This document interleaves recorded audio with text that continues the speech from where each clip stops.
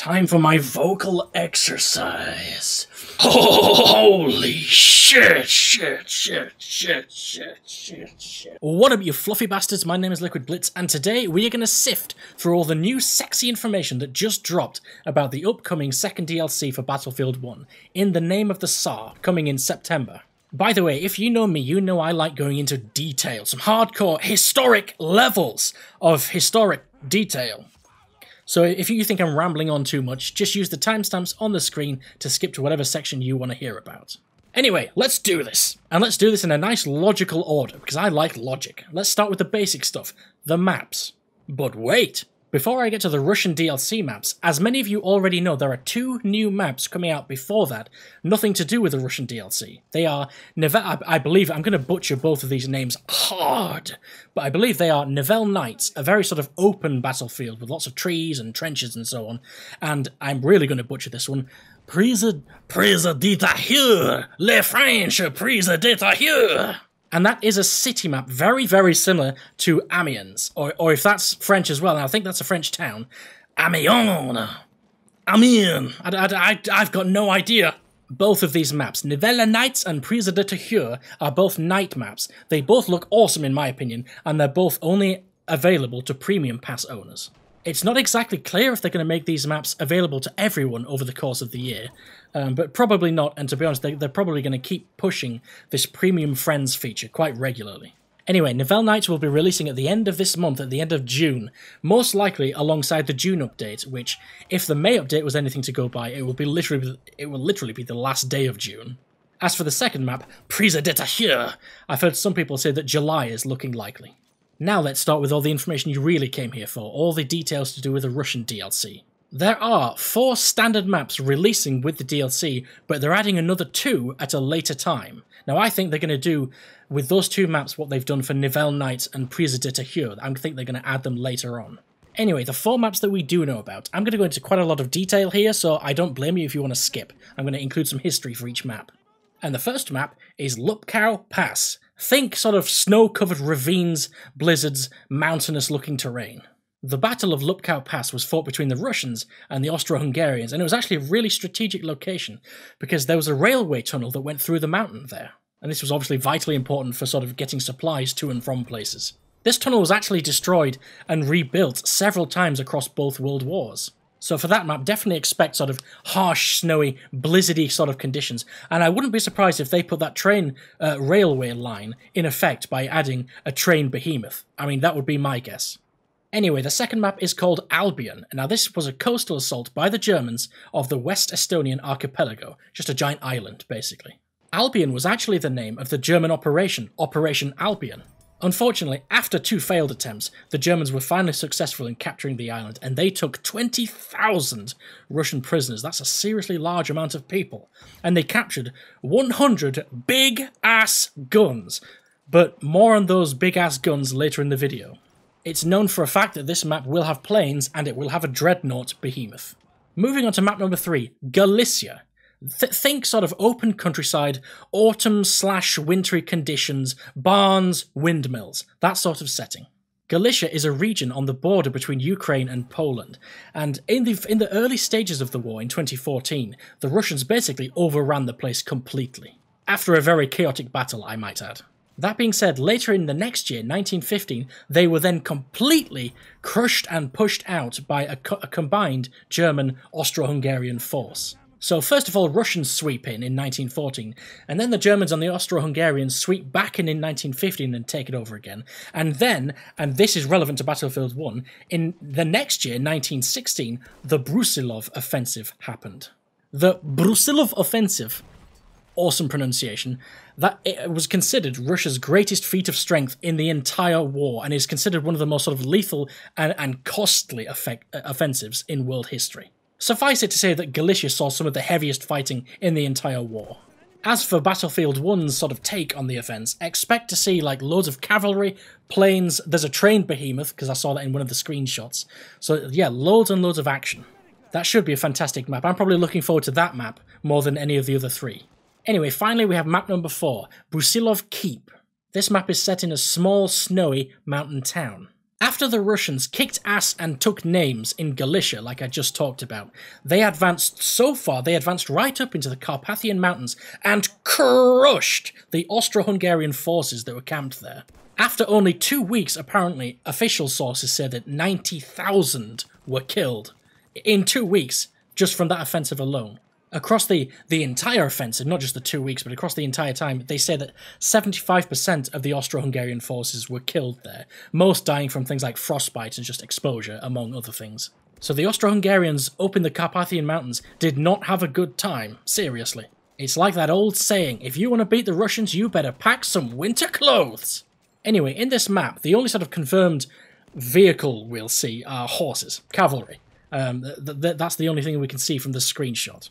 Those poor horses must be so cold. Anyway, I hope you liked that history lesson. Those are the 4 maps that are going to be available upon release for the Russian DLC. So let's move on to weapons and vehicles.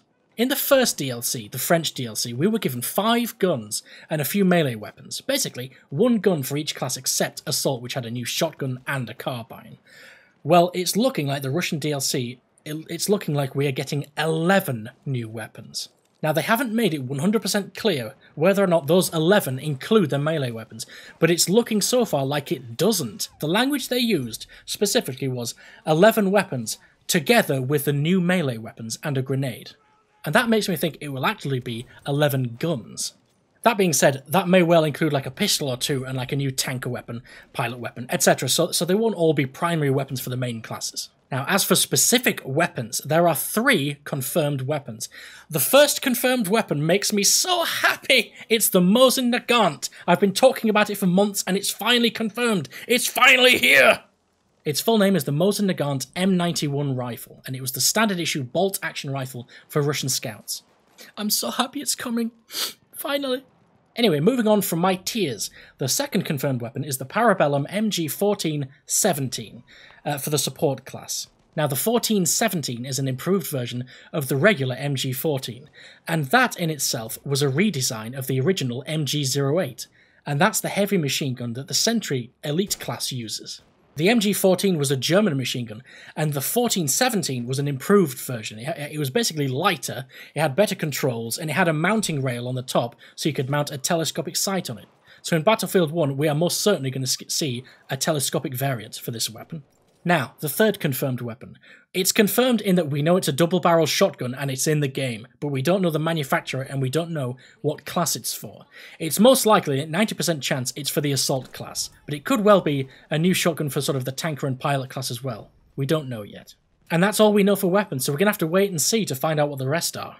Now let's look at vehicles, and let's start on the ground. First of all, we have a new car. It's counted as a light armoured vehicle because it's not a tank, but it's actually a very heavily armoured vehicle. The whole thing weighed about 11 tons, and it had a beastly 30 horsepower engine, so it could achieve a maximum speed of 10 miles per hour. Yes, you heard that correctly. A whopping 10 miles per hour. You can walk faster than this. It was also top heavy, which means a lot of the weight was in the top. So any sort of sideways motion, the thing's going to topple over. So it was apparently really useless for off-roading. Anyway, in terms of weaponry, this car's main weapon was a rear-mounted cannon turret of sorts, and it had quite a wide arc. And aside from that, it had 2 or 3 smaller gunner positions. So to be honest, it's sounding very similar to all the light armoured cars we've already got, except slower. Anyway, that's it for the ground. Let's move up into the air. We have the Muromets bomber plane. Named after Ilya Muromets, this was the world's first 4-engined plane. And it was said to be completely unrivaled in the early stages of the war, like completely unrivaled. Nothing else needs to really be said about that. It looks awesome. Death from above! So that's it for ground and air. Let's move into the water. It's not exactly worthy of excitement, but the last confirmed vehicle is a boat. It's called the Y-Lighter Landing Craft. Y-Lighters and X-Lighters, but I don't know what the difference is. They were landing crafts, so they were used primarily for moving troops, people, but also supplies as well. So it's your standard infantry carrier on the water. And it might be nice if, especially on sort of the coastal map, it would be nice if one of the sides has to start out at sea, and the only way they can get to the mainland is by travelling on these boats. That would be a nice start to a game, I think. That'd be pretty cool. Anyway, that's all we know about vehicles so far. I'm sure we'll hear more soon because we haven't heard a single thing about tanks. So now let's move on to horses. Cavalry. Now, I'm not including this in the vehicle section because, damn it, a horse isn't a vehicle. It's an animal. The cavalry in the Russian DLC is going to be different to the current horses in more than one way.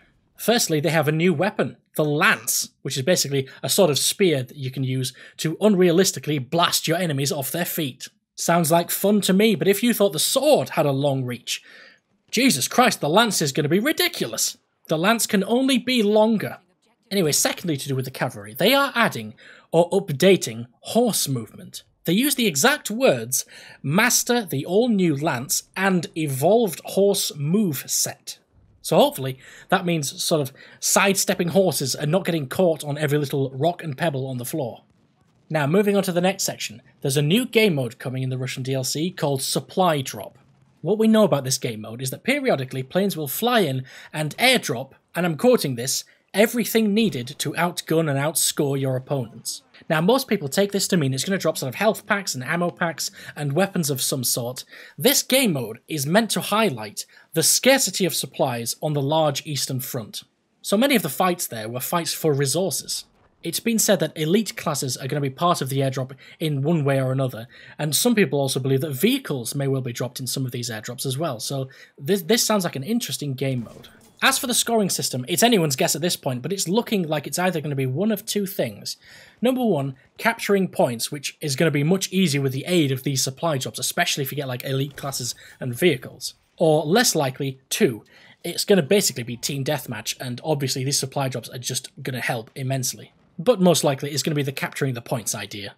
I've got to say, there are a lot of game modes that I'm not a huge fan of. It's why I tend to stick to good old Conquest. But the idea of throwing valuable supply drops in the mix it sounds interesting to say the least. It's going to be like people that go for these supply drops. It's going to be a kill fest at close range, and it's going to give snipers a really fun time picking off all the poor bastards who go and try to collect the airdrop. So it sounds like a bundle of chaos and fun to me.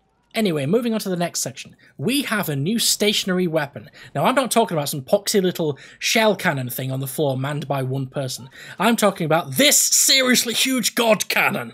Do you remember earlier in the map section when I mentioned 100 big-ass guns? Yeah, I meant these. These are huge coastal defense batteries, is what they're called. Think sort of fortress gun, but way bigger. I don't know how the mechanics of this is going to work, whether you press a button or you actually aim the thing. I'm not sure, but it sounds like it's going to be fun as balls. I cannot wait to get hold of this and reduce some boats filled with enemies to less than dust. Sorry, I got caught in the moment there. I got caught in the madness, Captain. Moving swiftly on, fans of operations are going to drop a log of happiness over the fact that they are adding multiple new operations. One of these is the famous, bloody, insane Brusilov offensive that I mentioned before. On top of everything I've mentioned in this video that's coming in the Russian DLC, of course they're adding all the smaller things, like they're adding new medals, dog tags, service stars, and much, much more. Apparently this DLC comes with new goals and in-game giveaways. So all of that basically translates to there is more stuff, more rewards, and more reason to continue playing if you're one of those reward-oriented people. And let's be honest, who doesn't love a good shiny? Anyway, last but certainly not least, something I'm not actually going to bother putting on the screen, because I have an entire video already dedicated to the subject, but the Russian scout class are going to be female soldiers. So that's cool, and if you want to know more about the history behind that, go watch the video like 2 uploads ago? I think it was 2 uploads before this video, I think. I go into a lot of sort of deep history behind the women's movement and involvement in Russia. Do it! That is all I've got for you. Like this video if you liked it, like this video if you didn't like it, and join me in my next video. Not sure what my next Battlefield video will be, but I am live streaming most nights until Sunday the 18th of June, basically for the next week. Here on YouTube as well, not Twitch, here on YouTube. And this is because I'm temporarily, for 1 week, staying in a place that has very fast internet.